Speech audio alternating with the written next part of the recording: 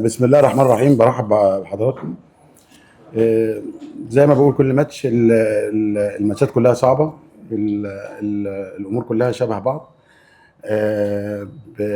بيختلف عن كل مباراة عن اللي قبليها واللي بعديها، هو توفيق ربنا والكواليتي بتاع اللعيبة. فالحمد لله، أو الحالة بتاعت اللعيبة اللي عليها في الماتش يعني. المباراة اللي فاتت ابتدينا كويس وفنشنا وحش. يمكن المرة دي العكس شوية.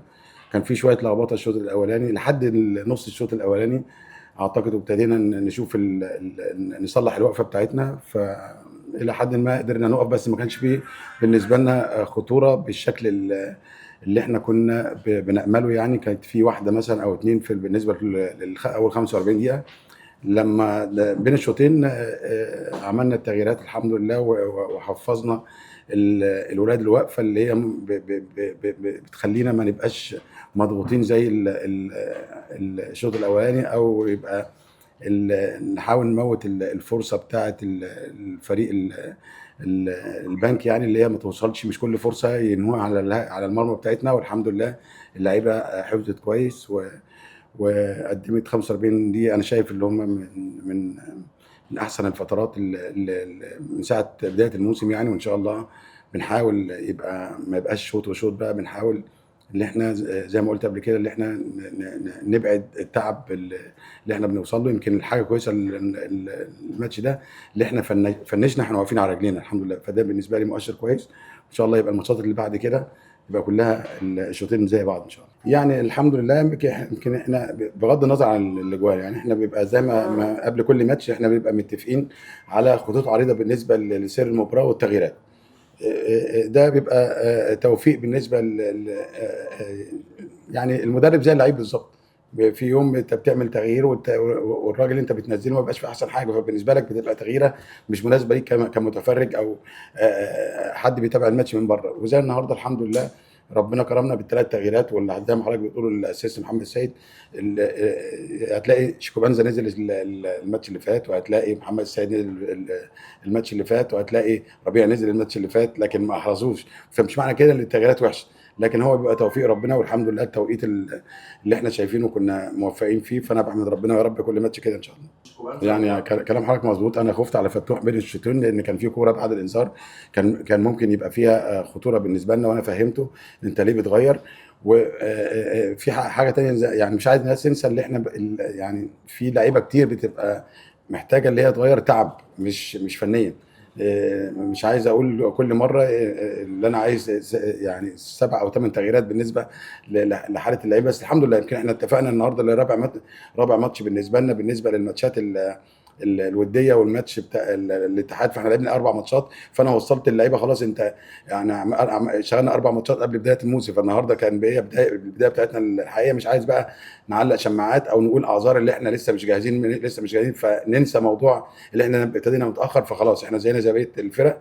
فعشان ما فيش حد يقول ان احنا يعني لسه بدانا متاخر ولسه قدامنا مش عارف ايه يكون الدوري راح. فانا اعتقد ان احنا خلاص وصلنا اللعيبه الرساله بتاعتنا، اللي احنا زينا زي اي لعيب. في انديه كتير بتعمل 4 أو 5 ماتشات وديه قبل الدوري. وده كان مش شرط زي الفرق اللي بتبدا بدري واعمل 12 ماتش. فانا خلاص معقول بالنسبه لي لو انا عملت فتره اعداد النهارده 26، فبالنسبه لي 26 يوم. فاعتقد الى حد ما عشان بس يعني ما وصلش اللعيب اللي انا ابقى معلق اعذار، عشان لما لا قدر الله يحصل حاجه يبقى انا لسه بدري. خلاص وصلنا اللعيبه اللي احنا دخلنا فورم الماتشات. كده كده ما فيش لعيب بيوصل للتوب فورم بعد اول ماتش. لازم الماتشات الاولانيه في الدوري هي اللي بيجيب اللعيب. مهما انت عملت فتره اعداد ما بتوصلش ل 75% من التوب فورم بتاعتك. فاحنا الحمد لله وصلنا كده اللعيبه، وعلى اساس نبقى بعد كده في الماتشات اللي جايه كله واقف على رجله.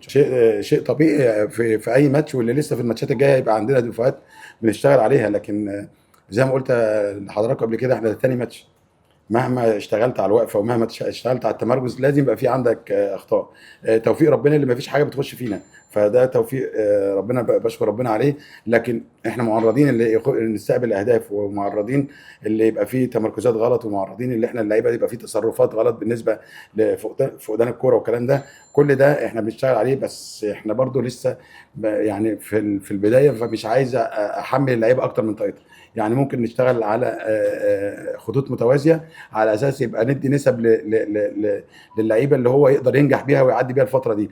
بعد كده ان شاء الله الاخطاء هتقل مع القدره البدنيه بتاعتنا، يبقى اللعيب واصل لاعلى مستوى ليه، ولما يوصل لاعلى مستوى ليه هتلاقي الاخطاء قلت والتمركزات احسن من كده ان شاء الله. لا انا عايز بس اوضح لحضرتك، ما فيش حد بيلعب نفسه خالص، بس عادي جدا بيبقى في لعيب دور كامل مش موفق.